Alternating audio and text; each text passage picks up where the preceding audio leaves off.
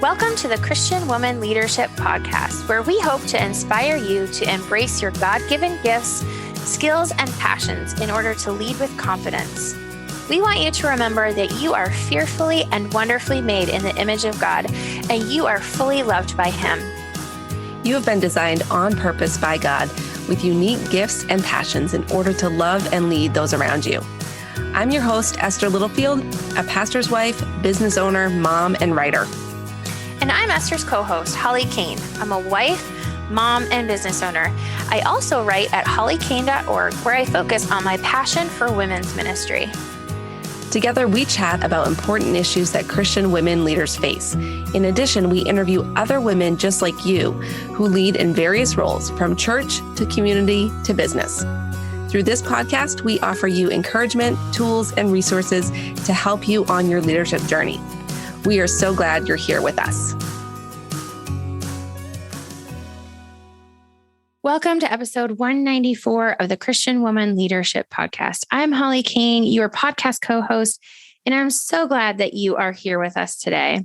Have you ever struggled with how to engage in conversations about hot topics online?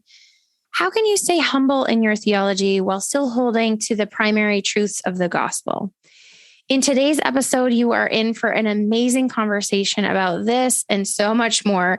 And we've got something a little bit different for you this time as well. Our guest on this episode is Joel Muddamalle, and he is our first official male guest besides our husbands on the podcast. We are so grateful that Joel was willing to come and share his insights with us. In this episode, you'll hear about Joel's leadership journey, including how God led him to work in a predominantly female ministry, Proverbs 31.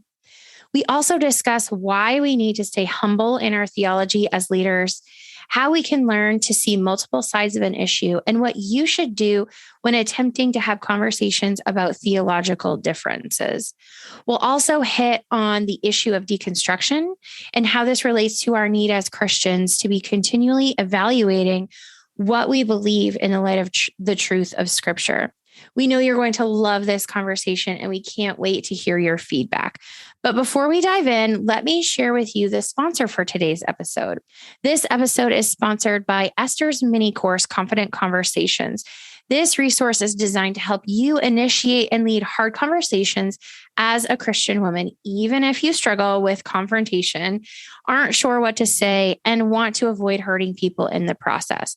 You can find out more and grab this mini course at confidentconversations.co. Now let's dive into our conversation with Joel Muddamalle. Well, welcome, Joel, to our podcast. We are excited to have you here with us today as our first official male guest. So welcome. Yeah. Oh my gosh, I am so honored. And I'm going to put this on my calendar, Esther and Holly, to just, every once a year, I'll just remind myself that this was the time that I made a record. That's insane. You're making history. I love that. So we always like to hear a little bit about our guests before we dive into our topic. So could you start off just by telling us a little bit about yourself and what your leadership and life looks like right now? Yeah. So my name's Joel Muddamalle, and I just last year finished a PhD in biblical theology. And so I'm a theology nerd through and through.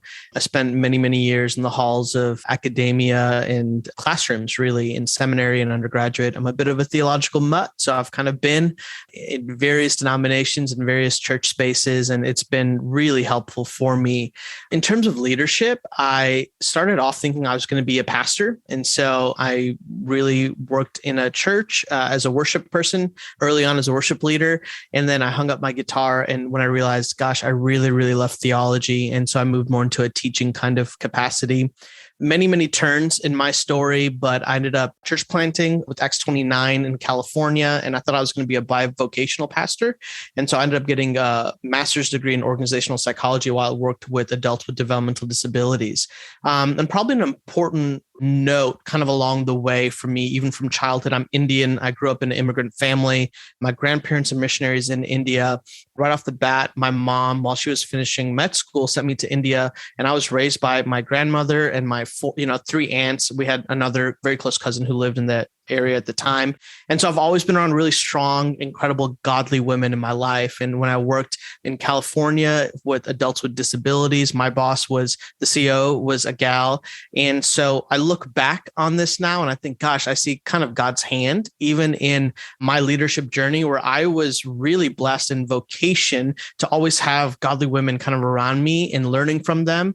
Unfortunately, in my academic seminary situation, that wasn't the same. It's a really sad note, probably something I really want to see changed. And so, I ended up being asked by Lisa Turkhurst, who's my boss at Proverbs 31 Ministries, to join the team at P31 to bring oversight to theology and research.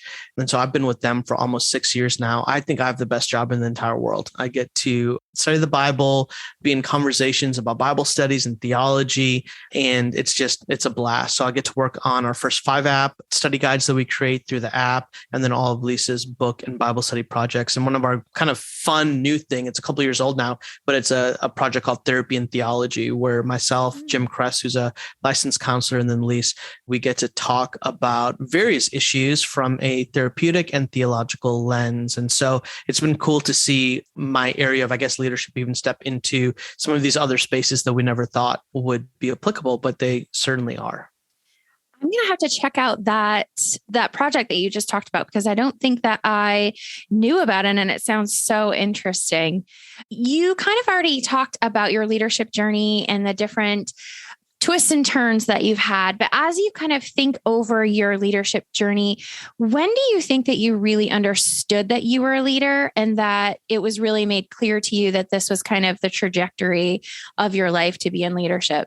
Yeah, that's such a good question. When I think back on it, I kind of realized that my natural inclination is not to be a leader. I don't know if I'm supposed to say this on this type of podcast. It's welcome.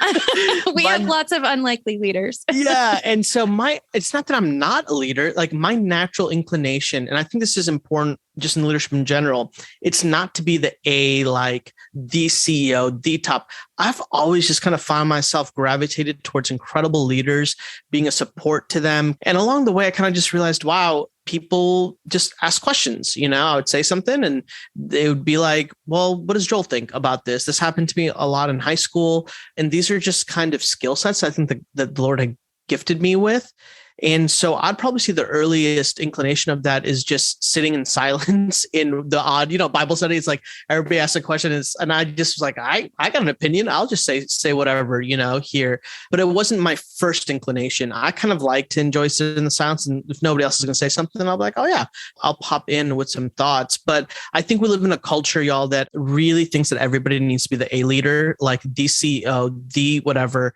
And I actually heard this in a different teaching a long time ago, or a book that I read, and I can't remember it, but it's not original to me, is what I'm saying is, if you think about Facebook or Google or Amazon, all these incredible spaces, the number 2 to 10, that's pretty amazing what they're doing, that it's pretty phenomenal. And so I think it's been really encouraging for me to realize that leadership for me it's not meant that I had to be the person, but it does mean that I have a responsibility.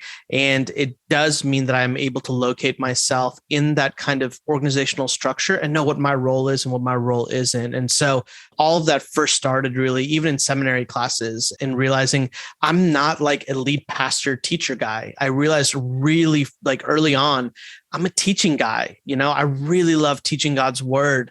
And again, I don't know if I'm supposed to say all this kind of stuff, but I'm not wired to shepherd people on a day in and day out basis. I love my people and I love people in general, but a lead pastor or associate, those are really important, and you got to love people and be able to walk alongside of them. And I had to realize early on, and actually Lisa asks me this often, what are the things that breathe life into me? And I kind of have to be aware of those types of things in order to make sure that my leadership is moving in the direction where I think God has wired me versus fighting against the waves, and moving in a direction that is ultimately going to just wipe me out over a long period of time. It's not that I can't do it, but I probably shouldn't do it over a long period of time because it doesn't fill me up. Yeah. That's so good, Joel. I love that you shared that. And it really aligns with our whole philosophy here on the podcast. We have this tagline of encouraging women to embrace their gifts and lead with confidence. And, that whole idea of embracing your gifts goes along with making sure you're in the role that is best designed for you. And that doesn't always mean that you're the head honcho leader in any organization. So I love that. So, we wanted to invite you onto the podcast because one of the big challenges that we see for Christian leaders is the way we handle ourselves and respond to hot button issues in culture, as well as theological differences within the Christian faith. And so I've been following you since I was introduced to you at She Speaks virtual. A couple of years ago, I attended the virtual event, I think in 2020, actually. And I that was the first time I heard from you. And I was so impressed with your approach to theology. So I've been following you since then. And, really, I have been impressed with how you discuss and handle some of these conversations that can be divisive or polarizing. So that's what we're going to dive into today on this conversation. Nothing too serious. Thanks, guys. So I want to start off talking about a recent Instagram post that you shared. You talked about a particularly tricky issue in the church, which is complementarian versus egalitarian. Yeah. And you talked about it in a way that I thought was both honest and humble. And so there's a quote that you said there. You said, "I could be wrong on some or all of this. If I am wrong, I hope you would pray for me and ask the Holy Spirit to illuminate the text and reveal the truth of Jesus. One thing I know, division in the household of God is not the way." And in that post, you also used the term humble theology, which again, I loved that approach. So why do you think it's so vital for Christian leaders to remain humble in their theology? Yeah, there was a 17th century astronomer, forgetting his name, Johannes Kepler, I think is his name. And he was asked once, how do you do theology and all this other stuff? And he was looking out into the stars one day, and he basically, the story goes, he said, well, theology is simply thinking God's thoughts after him. You're looking at the stars in the sky, and you're not thinking of something brand new, but you're pondering on the existence of what's already there. And I just love that concept of theology. What is theology? What are we doing in studying scripture? We're not trying to come up with something new or something novel. We're actually recognizing that God has already thought all of these things out in advance, and it's our kind of sacred task to think those things after him. So I think instantly what that requires of us is a deep sense of awareness of our limited nature and God's limitless nature, and if we can start there, like if we can start in this, what I like to call a posture of humility, then I think the way that we do theology, the way that we do conversations, the way that we handle areas of unknown, the gray areas of the biblical text that we all wish weren't there, will actually get us to a place of deeper understanding and knowing with each other, while still leaving room for personal conviction and saying, yeah, I do have a belief here. Like, we don't have to have this syncretism that takes place and we end up with, well, there is no truth. Well, there is truth, and I think there's a way forward. And so I really think that this goes back to the Garden of Eden. Adam and Eve are tempted by what? A fruit that gives them the opportunity for what? Knowledge. Right? And the Holy Scriptures are what? Knowledge to us, God's wisdom for us.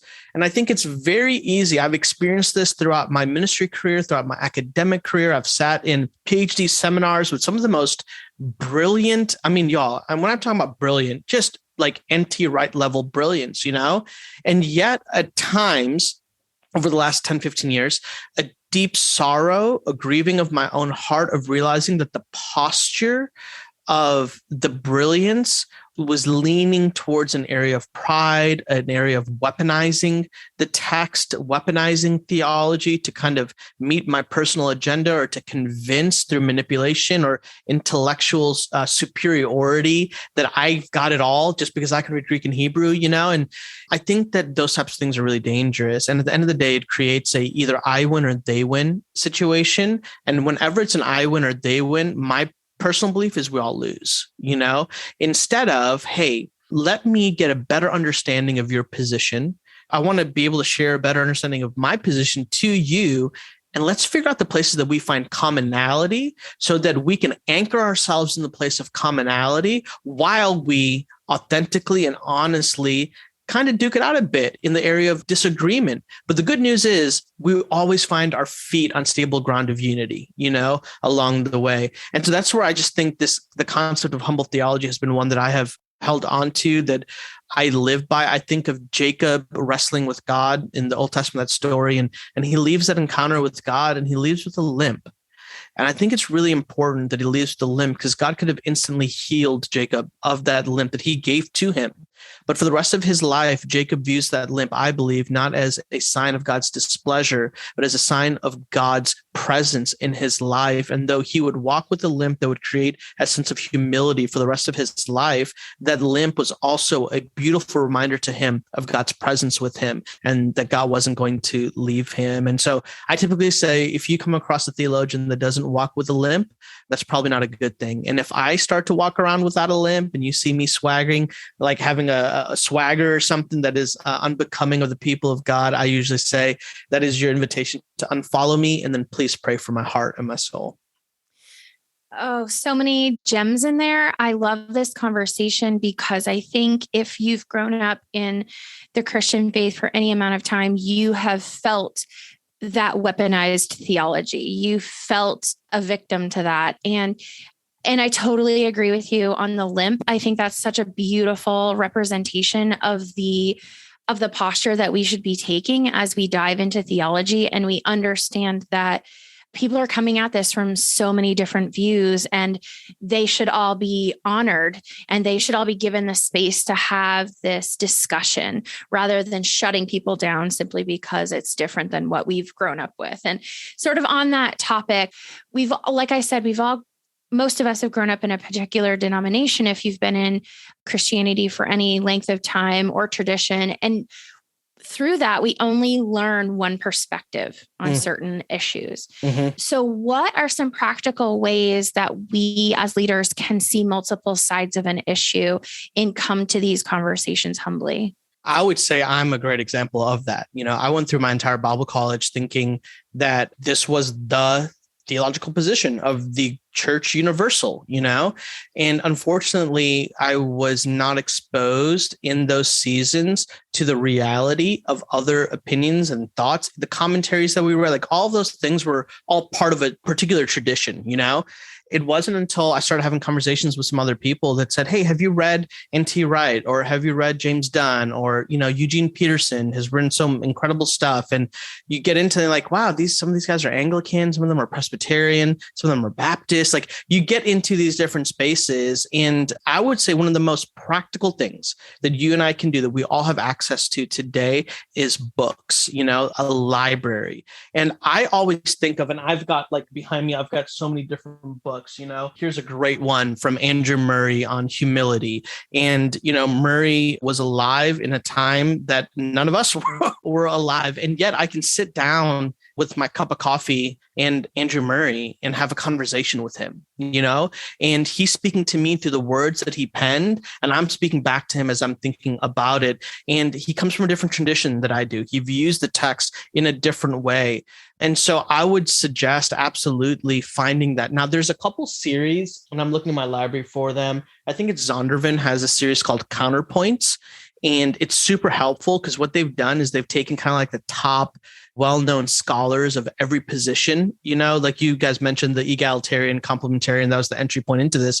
And they have a great book that my doctoral advisor's dad, Dr. Tom Schreiner, was a part of that Counterpoint series. And he comes from a complementarian position, but he's engaging with top scholars that are egalitarians. And we get this incredible honor to have this book in front of us that has the positions of these incredibly brilliant scholars that are both arguing their positions, but we could get to engage, we get to read and we get to learn from. And I can say, yeah, Tom, I disagree here. Or yeah, Bloomberg, I disagree here. But actually, you both are agreeing here, and we find that commonality. So I really do think books are just an incredible opportunity. We're on a podcast, so podcasts are always great. I have a bit, again, I don't know, I'm supposed to say any of this stuff, guys. So, I have had a bit of a love kind of hate relationship with podcasts.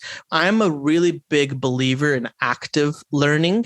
And so I kind of have a role and a place for podcasts in my life. And it's like in the sauna after I work out, or some place where I can't do anything else and I'm going to meditate and think on some different thoughts. So I think even combining reading, which is active learning, you're taking notes and having to think through it, and then a podcast, which is passive learning. And I think Preston Sprinkle's podcast, Theology in the Raw, Preston is brilliant. And he will consistently bring on people that have very different opinions than he might, but he engages in a way that helps us to see both sides. So I just think that we live in a day and age where we have more access to a diversity of opinion than ever before. It just takes a little bit of, searching to find those places. But books and podcasts, I think, are so easily accessible for us. And those are two very practical places. You can go to the Counterpoints series that has everything from atonement to hell to heaven, all this stuff, to Preston's podcast, Theology in the Raw, which I think is super helpful.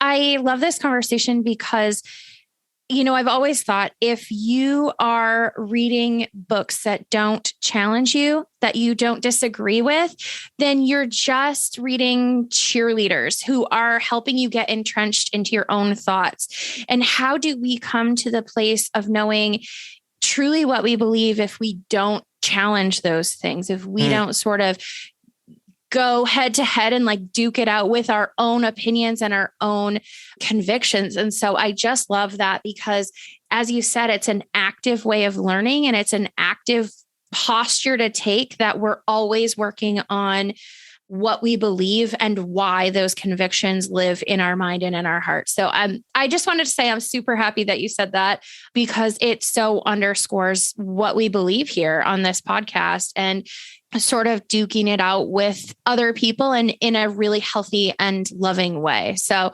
yeah. I think that's really good. And let me do a little. So this is the academic theologian in me. I'm always nuancing all of my positions, so consider this the footnote in this conversation. And here's my footnote. My footnote is, don't discredit or throw away the tradition that you came from, right? There's beauty there. There's importance there. It frames us in some ways, but here's what I think is really important, that you're aware that it is a position and a way to frame it. And that little a versus the is super important, because we flip and slip into the way, which becomes now a position of superiority.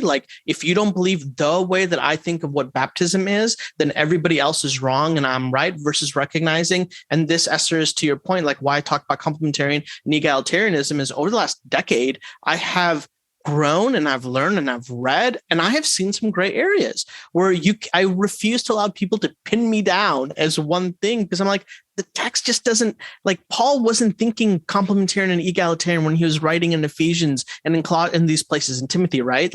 These are new novel terms that have come up that are trying to help us figure out a framework, but it's a framework, not the framework. And the other thing that I would just want to tag on is, I'm reading this book by Eugene Peterson. It's called Letters to a Young Pastor, and it's really brilliant. It's basically him writing to his son who came into ministry, and he unpacks some of this stuff. But personally, one of the things that I try to do, I'm researching right now deep in marriage. What does the Bible say about marriage, about divorce, about all of these types of things, separation? I'm deep in research on it. And I got a question on my Instagram, well, Joel, what do you think? And I go, well, I have a leaning right now, but one of the things that I try to do when I approach a new project is literally I will write down, here's my preconceived presupposition position. And it's not without lack of fact. I was studied this thing, I was taught these things, and I write them all down. And then I do the symbolic act. I take it and I put it in the corner of my office, right? And I'm walking away from it, not rejecting it or burning it.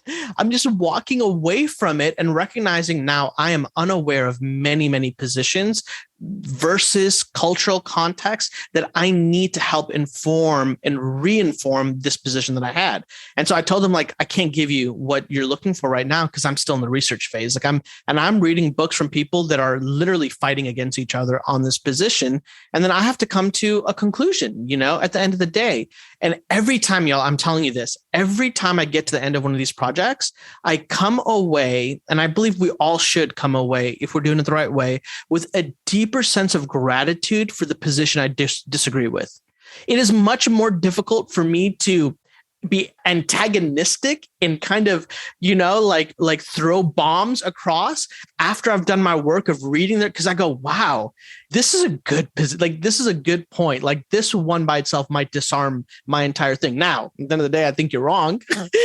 And I think I'm right on this thing, but you know what? It is much more difficult for me, and it frames the way that I communicate about the other position, which I think is really important. Oh my goodness, I could talk about this all day long because this is exactly the kind of stuff that I think is so important for us as Christians, not just leaders, but Christians in general, to learn how to do this and do this well. And, just backing up to what Holly was talking about with growing up a certain way. And so I grew up in a particular theological denomination, and then I went to a Christian college where I was introduced to all kinds of other Christians who went to different churches and had very different views from me. And that was really the first place where I had to kind of wrestle with not just like my faith as a whole, but wrestle with my actual positions on certain topics. And, again, one of the things that I've seen you talk about is this idea of painting with broad brushstrokes and making assumptions, and how when we do that about somebody that has a different position, it shuts down dialogue. So I'd love to hear your take. How do conversations and dialogue about our differences play a role in biblical unity? Yeah, I have a coworker at the ministry, a dear friend. She's on the executive team at Proverbs. Her name's Lisa Allen. And one of the things I learned from Lisa Allen is she always, whenever we go into a conversation and she's unaware or unsure, she always leads with, well, help me understand.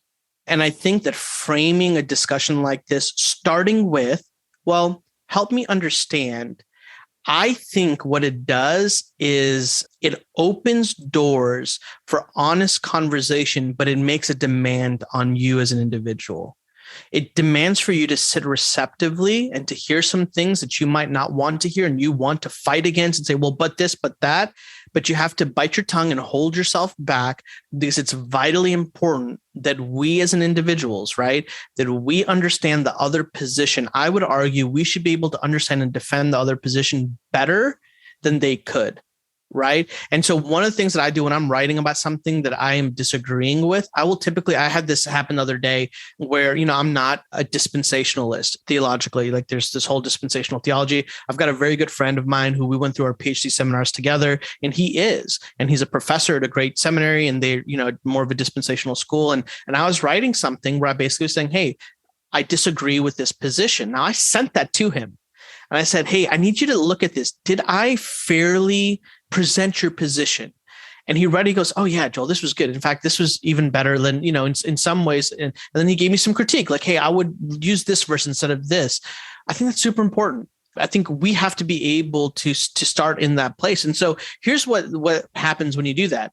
It's, again, very difficult for you to paint large brush strokes. It's part of what's hard for me on podcasts and teaching things that's like 15 minutes or 20 minutes, because my tendency is not to do large brushstrokes. Sometimes we're forced into it, but I'll say a disclaiming statement like, and there's a lot of nuance to this and a lot of questions that we need to think about. But in general, this is what I'm saying.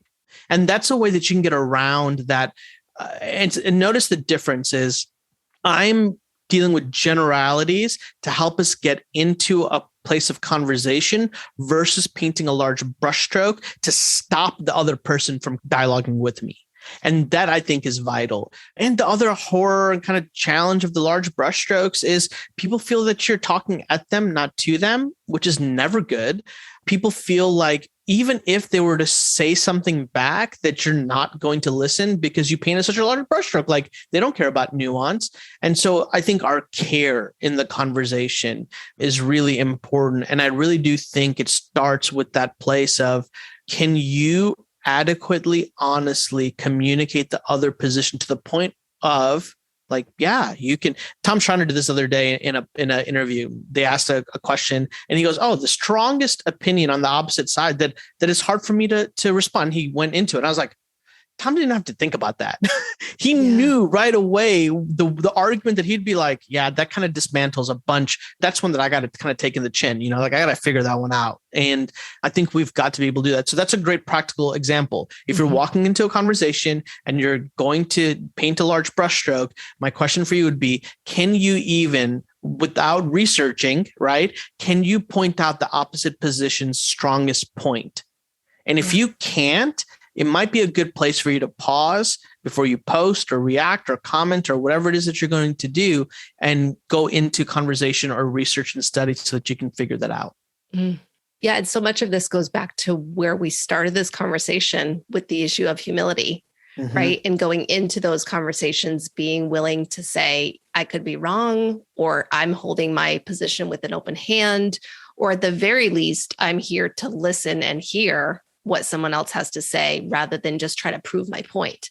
And I think that's so important. I love studying apologetics, and a huge lesson that I've learned from studying apologetics is what you just said, the importance of being able to defend your faith. But the way you defend your faith is by being able to understand someone else's perspective on why they would think Christianity is wrong. Exactly. And you can't defend Christianity without understanding where other people have issues with Christianity. So the same thing goes in these conversations about differences on theological issues. We've got to be willing to understand the other person's perspective before we try to just come in and claim our stake in the ground on what we think. Yeah, it's true. So good. Yeah. So a follow-up to that is, I think a challenge for a lot of people is there's a fear when it comes to having some conversations around theological differences, in particular, that there's certain topics that can come up that start to lead into what some might call progressive Christianity, or straying away from traditional Orthodox Christian faith. And so it's almost like if I start to open up the conversation about differences, then that's just going to lead me down the path of totally having lost my faith or agreeing with someone else because I'm listening to them. So I don't know if this question makes sense, but I guess I'm curious where you stand on having conversations with people maybe that aren't holding to what someone might say is Orthodox Christianity, or, the holding on to the primary truths of the faith, and how we navigate that without being fearful. Yeah, I heard this again before. So again, not a new thought, original thought of mine, but there are things in culture, and I think I would argue in conversation as well. There are things that we need to receive, things that should be redeemed, and things that should be rejected. And so in this conversation, I'd say, okay, and I think again, it's important that we also have a good awareness of ourselves and where our spiritual maturity is. If you are a brand new believer, and you're just getting, I think it's super in Galatians, Paul, he's converted, and then he spends 3.5 years in Arabia, basically, right? I think that's where he went. He bounces. And why? He's studying God's word. He had spent a lifetime as a devout Jew, a Pharisee of the Pharisees. And then he realized on the road to Damascus that everything that he thought to be true of the Messiah was wrong, in a sense, right? He missed Jesus. And so he's like, I got to do some work. And so he goes 3 years. And then the first thing he does after it, he says it in Galatians, I go to Peter first and spend some days with him and learn. And so I think that is such a good principle for us to remember, that there is a time and space and season for us to engage in different types of conversations and types of content. So for example, it might not be the wisest thing for a brand new Christian to step into a debate with a Muslim or a Jehovah's Witness or, something, because you just may not have the maturity, the knowledge, right? That's kind of putting somebody in an unfair position. And it's important that you get grounded first, so that, and this is what Paul talks about. It's like, hey, I think it was Paul, maybe it was Peter, that we should test the spirits, right? Not everything that comes to us that is supposedly godly wisdom might not be wisdom. The enemy himself disguises himself in light, and that's part of the strategy that's present there. And so I think one is this caveat of just know yourself, know whether or not it's wise or not. The other example is a alcoholic, and the alcoholic is recovering and doing an incredible job, 10 years sober, and all of a sudden they go, you know what, I'm going to open up a new business. I think I'm going to open up a bar.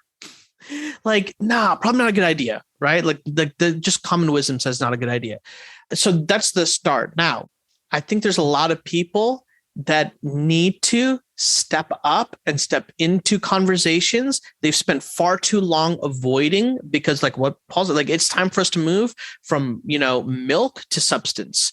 And so in that sense, absolutely. There are theologians that I read and philosophers that I'm reading that I would be like, I definitely do not subscribe to all of their positions on A, B, C, and D, but they've got one position here that I think is really, really important that we understand. And this is that thing that we can redeem, right? I'm rejecting A through Z, but B, I think we need to stop and we need to redeem B. And just because I'm redeeming B, and this is called a logical fallacy that I see our society doing, just because B is something that I can say that's redemptive and we should value, the assumption from others at times is that I am now co-signing A through Z.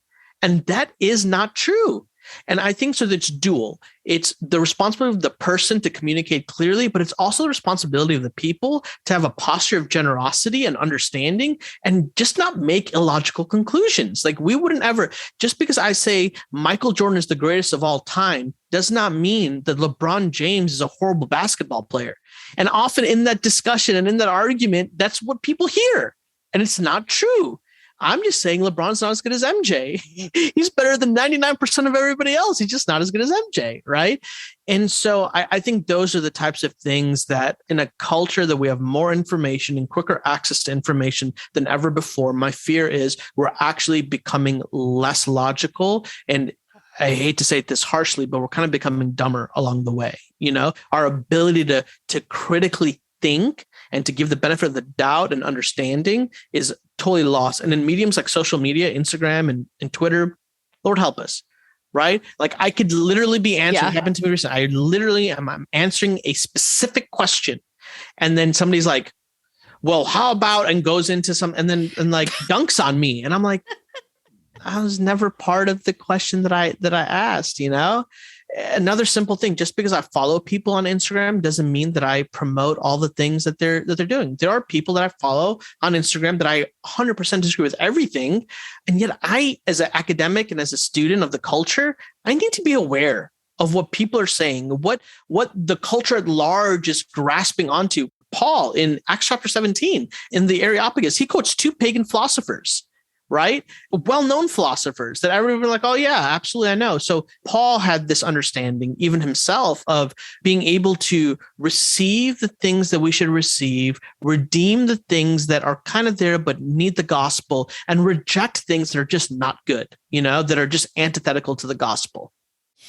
Yeah, we have a concept that we talk about often on our podcast where we call it chew and spit. And that's kind of gross, but we need to be chewing on all of this and spitting out the things that we are to be rejecting when compared with truth. Mm-hmm. I will say from a different perspective on this, Joel, that may be the first basketball reference we've had on this podcast. And I'm here for it all day long.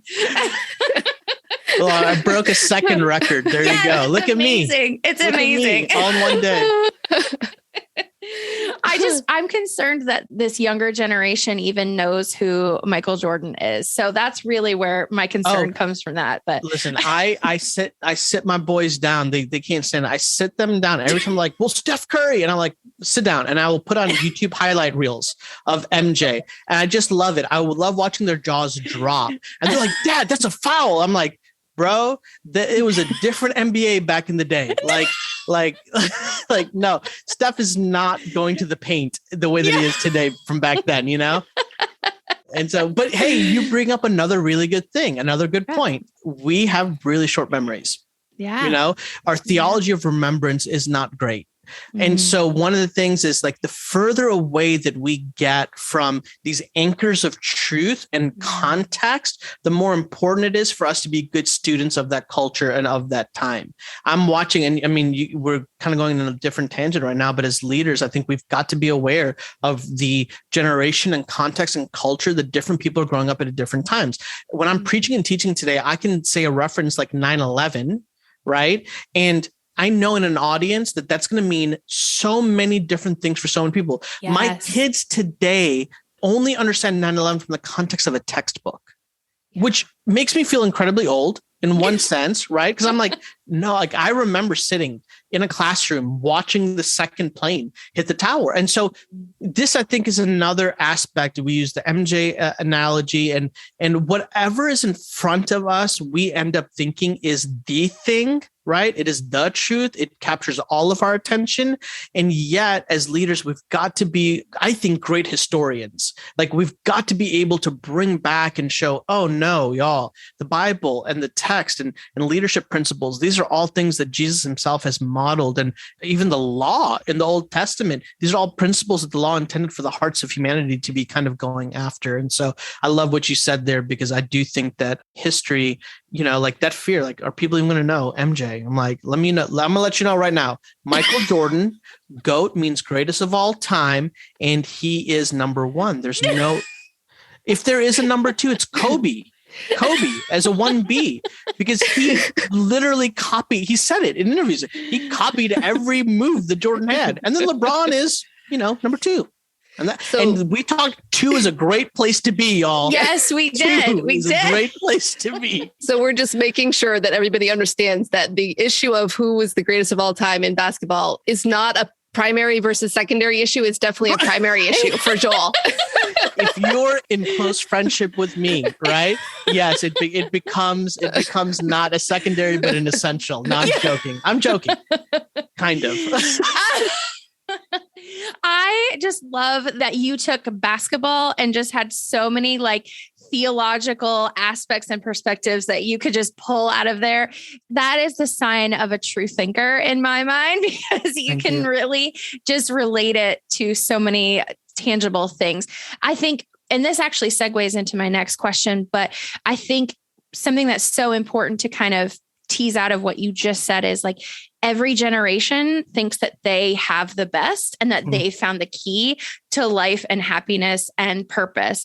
And there is a discouragement to look to the past, because the people in the past could not be as smart or as enlightened as we are. And yet there is a very rich history of thinkers and theologians and philosophers that we need to go back and go, hey, like Ecclesiastes said, there's nothing new under the sun. We have not come up with anything new. Yeah. And so all of these things that we think we've discovered, there's traces and evidences of it in history.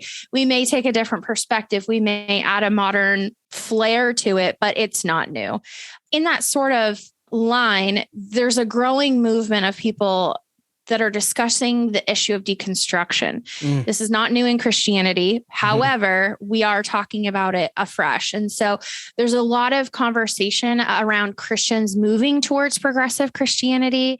And now it seems like the word deconstruction has become taboo, and it's something to be afraid of. And so I'm wondering if you can share your thoughts on the term deconstruction. So shouldn't this be something that we're always doing in our faith to make sure that it's built on truth? And where's the line between it being healthy and dangerous? Yeah, this is a 3-hour podcast, right? Yes, it is. Okay. Absolutely. There's a couple things here, and I want to be honest. There's a philosophical, technical conversation that's happening here that I'm going to be very honest, and I'm going to show my humility here. I'm not well-versed enough to discuss or dialogue or to even give you the roots of it all. But I will say there are primary resources out there that if you really want to get into it, those are the places that we want to think through. Here's what I'm observing, and I want to make a larger observation. Because we have so much access to information, we can take phrases and thoughts and concepts out of its original context and place it in a brand new context, and then create an entire definition, an entire world, an entire concept around it. And that's actually a disservice, because what we've done is we've not been, I think, genuine. I don't think we've been authentic and kind to the roots of that conversation. And then we try to apply a whole new set of rules and restrictions and ethics upon that discussion that it was never in the first place intended to have, right? It's like taking a lion out of the junk, out of the whatever, and putting it in the middle of an ocean, and then being mad at the lion for not surviving in the ocean. The lion was never designed to survive in the, right? Okay, deconstruction. I think it's interesting that in Paul's language in the New Testament, he talks a lot about putting on the clothes of righteousness and putting off your old clothes. He says, put on the new self, the new humanity in Christ. Put off the old self, the old humanity, and don't pick it up again. I think Paul's language is the first indication that we have of the type of deconstruction that we as Christians should be doing. So it's going to be twofold. One is there's a type of deconstruction that says, I am in the process of sanctification. I'm in the process of becoming the new creation. And part of the new creation is recognizing the parts of me that are still stained with sin, that are still fallen, that are still depraved, and saying, I've got to put those things off. The more the Holy Spirit makes me aware of it and put on the new identity that we have in Christ. This, to me, is a biblical definition of deconstructing. You're deconstructing the old self, which is an imperative of the gospel, and you're reconstructing, you're putting on the new self, which is an imperative of the gospel. This is also Paul's language in Ephesians chapter 2, when he uses the architectural metaphor of the temple and how the people of God are the building blocks and how they all come together and grow into. The Greek tense here, it's an action that started that continues on in time, right? It's an ongoing reality. And then there's another aspect to deconstruction that I think it's important that we recognize. I'm going to put my youth pastor hat on from many years ago on this one. I've been having a lot of conversations with youth pastors recently, and even in I think this is an important aspect for leadership as well, that there has become this thought that if we can do the gimmicks and if we can create the environment and we can do the Justin Bieber-esque concert feel and give a hype message, that we will grow our ministries. And I think even in our leadership, if we could just do the new cool fad, if we can do the Instagram reels, and if we can do this, and that, whatever the culture is telling us is going to be your path to growth, if we can do I call them gimmicks, if we can do the gimmicks, that it will create growth. Now, here's the thing. I do think it will create growth. What I'm worried about is the substance of that growth. Is it sustainable over a long period of time? And there's a season of my youth ministry career when I was super into the gimmicks, all-nighter. And I'm not saying that those things are bad, but it was to an unbalanced level where that generation of students went into Philosophy 101. They read Nietzsche for the first time and they said, God is dead. And there was no theological background that they could even pull on. And they were in a crisis of faith, right? And so I think that there is an imperative that we have as leaders to expect and to give sound theology, sound doctrine, sound leadership in the expectation that there is going to be a world that is going to cause them to question and to think, right? And so that's one aspect of it. And there's another aspect of it, the more you grow, and we've already discussed this in passing here, I would say over the last 10 years, there has been a type of deconstructing of my understanding of women in leadership in the complementarian and egalitarian position that has required of me to reconstruct based upon new information, new convictions, growth that I've had, experiences that I've had. That's not a bad thing. That is a natural part of human growth. And like the parent I am today, 12 years into marriage, is totally different than who Joel was when we had Liam, who's 10 now, 10 years ago. And that's a good thing. I learned a lot, And so I think that we have to be aware of all of those different levels and nuances of what deconstruction is and what it is. And here's what's happening, I think, for a modern culture. And this is kind of the taboo area of it. The thought is everybody has lied to me. My pastor has lied to me. The theology I read has lied. All this is a lie. And because it's a lie, I have to deconstruct everything. And I'm turning not to the scriptures or not to what I believe to be true, or what, is truth. I'm turning to what the world is telling me is true. I'm turning to New Ageism. I'm turning to human philosophy systems and all of that. And so now I've deconstructed what I've believed has been a flat out lie to me, and I'm reconstructing. The problem is you're reconstructing another fabricated house. And it's going to fall apart in a matter of time. Every social justice movement that we've ever had that's not rooted in the gospel has fallen apart over a period of time. It's a fad for a moment, but unless it's the heart of the gospel and the people of God come around it and actually do it, because that's an imperative of the people of God, it's going to fall apart. And that's what we're seeing as well with deconstruction, I think. Mm. Yeah, Joel, this is such a good conversation. And I think you mentioned this term earlier, and it's the term that I keep coming back to whenever I go on social media, is the need for critical thinking. And what we need to be able to do when we talk about deconstruction is we need to think critically, and we need to define, when someone uses that term, what are they meaning by it? It goes back to what you said earlier, like trying to understand that person's perspective on it.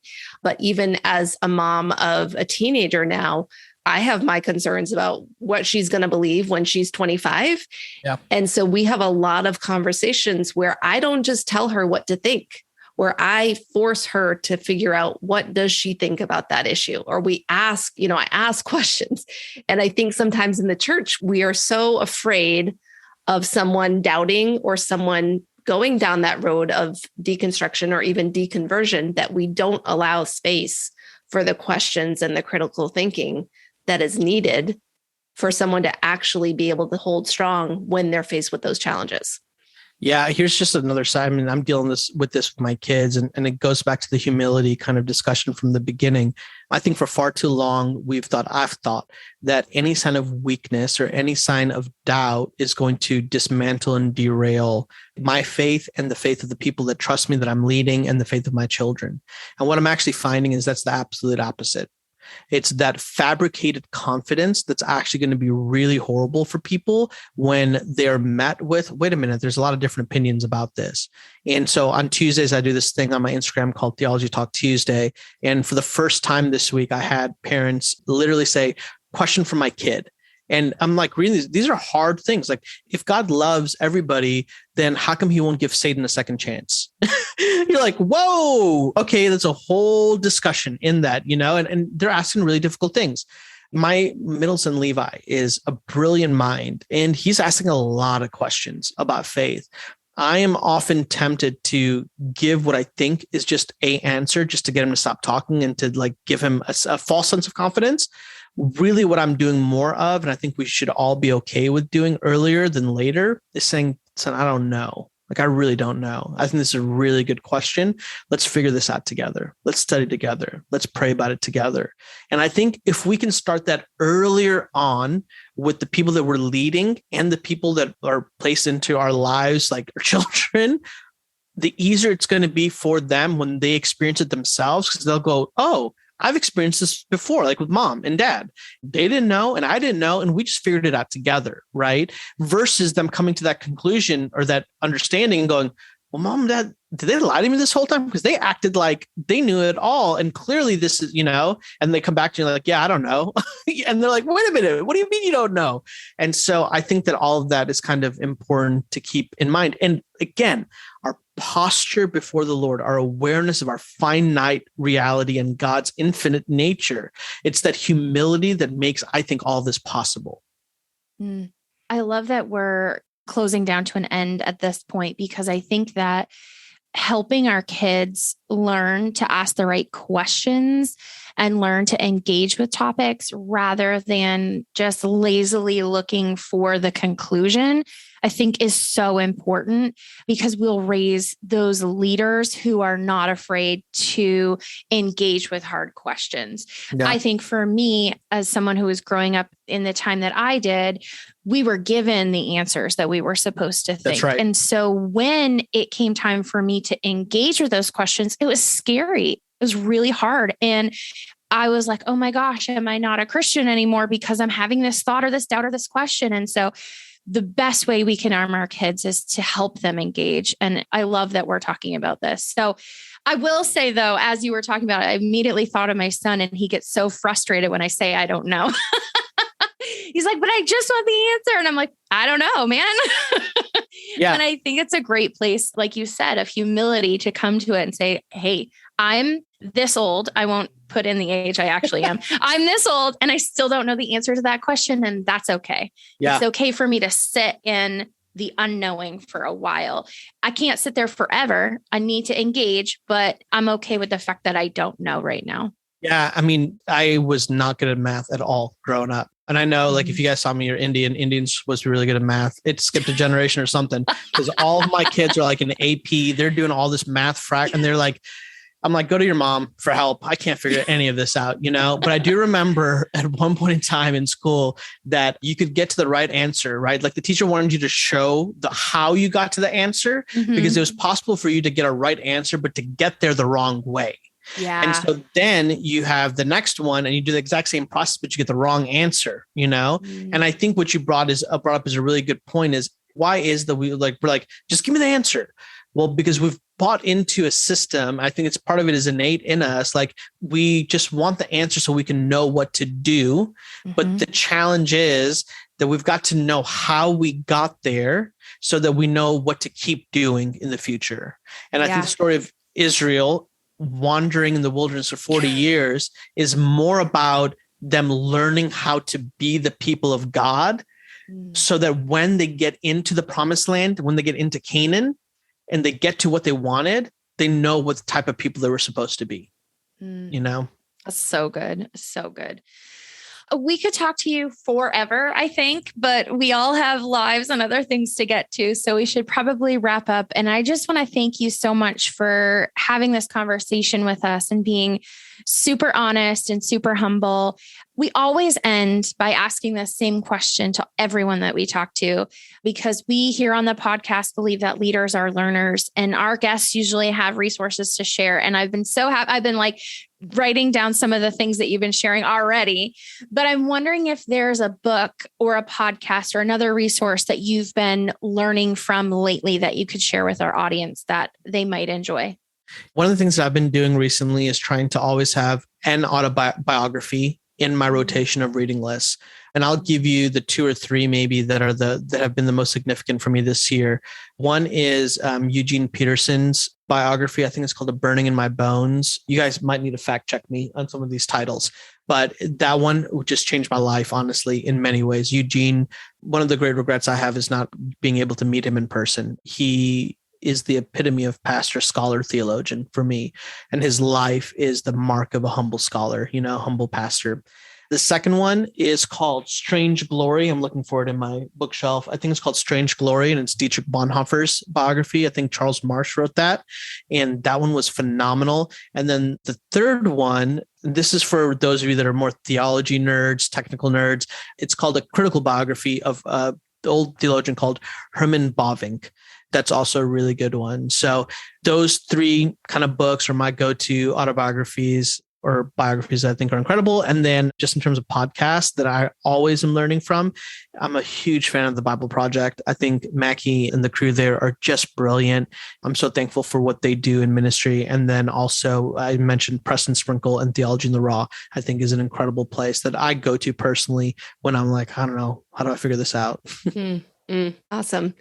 Thank you, Joel, for those recommendations. We'll make sure that those are in the show notes and we'll double check the titles. So check the titles. Yeah. Yeah. So again, just to echo what Holly said, thank you for taking the time to be here with us and share your insights. As we wrap up, I know that the gals listening are going to want to connect with you, follow you. So what's the best place for someone to connect with you and learn more from you?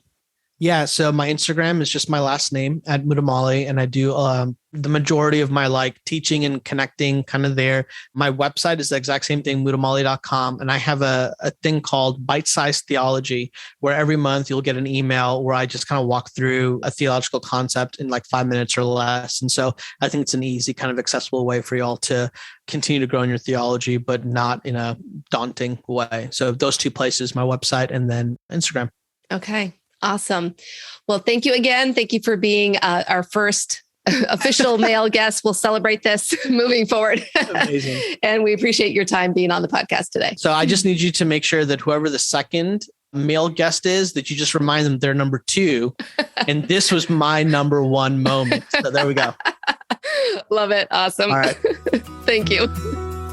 Hi, friend. Thanks so much for listening to this episode of the Christian Woman Leadership Podcast. We're so glad you took the time out of your day to listen, and I truly hope that it made an impact on your ability to lead well. If it did, would you consider sharing this episode with a friend? You could take a screenshot of the episode and share it on your social media, maybe an Instagram story or on Facebook, or you could just text the link to a friend. We would truly appreciate that, as when you share with a friend, it helps spread the word about the podcast, and it helps more women to be able to be impacted so that they can lead and love others well. Now, don't forget, your leadership matters, and it's time for you to embrace your gifts and lead with confidence.